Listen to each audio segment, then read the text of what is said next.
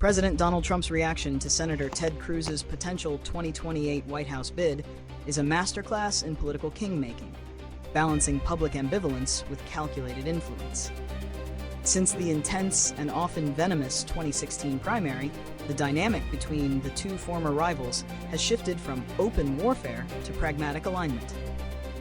Now, with Trump constitutionally ineligible for a third term, the 2028 race for the Republican nomination is shaping up to be a contest for his legacy, and Cruz is a key player. Trump has consciously avoided anointing a single successor, though he has offered high praise for figures like Vice President J.D. Vance and Secretary of State Marco Rubio, suggesting an unstoppable ticket between them. This approach keeps all ambitious contenders, including Cruz, in a state of watchful loyalty, forcing them to compete for the MAGA base, the core of Trump's enduring power. The reaction to Cruz is therefore less about direct opposition and more about controlling the political narrative and ensuring any eventual nominee remains ideologically subservient to the America First movement.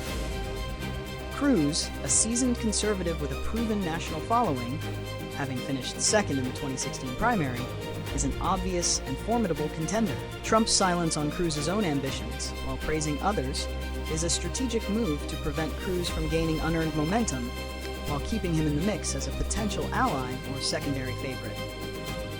Reasons and consequences. Reasons for Cruz's inevitable bid: historical precedent and ambition. Cruz's 2016 run solidified his status as a major player and a viable second-place finisher. His repeated statements affirming his desire to be president, combined with his secure Senate position, make a 2028 bid a logical next step. Deep conservative credentials. Cruz remains a darling of the grassroots conservative and religious right, giving him a dedicated, high-turnout primary base, a vital asset in the early primary states. The power vacuum. With Trump departing the White House, a power vacuum will open. Cruz, having successfully navigated the Trump era by becoming a strong ally, despite their history, is well positioned to appeal both to traditional conservatives and to those who value loyalty to the Trump agenda. Consequences of the Trump-Cruz dynamic.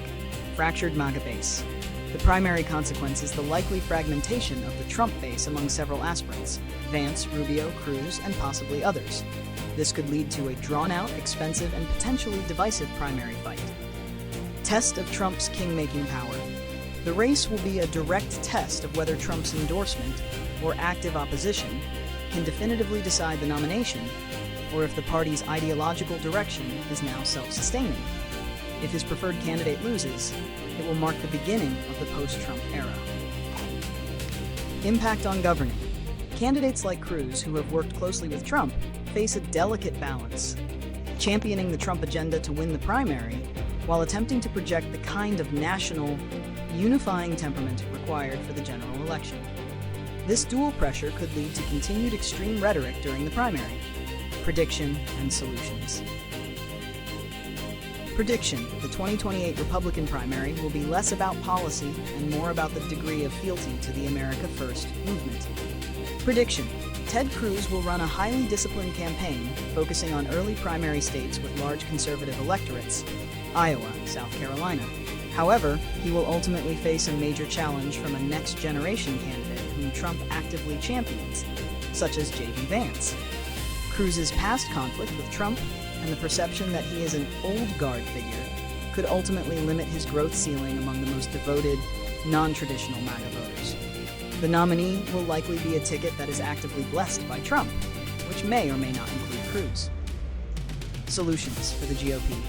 To minimize the consequences of a destructive internal feud, the Republican Party establishment should promote a unity platform, encourage all primary candidates, including Cruz, to sign a pledge of immediate, unconditional support for the eventual nominee to ensure the party unifies quickly after the primaries conclude.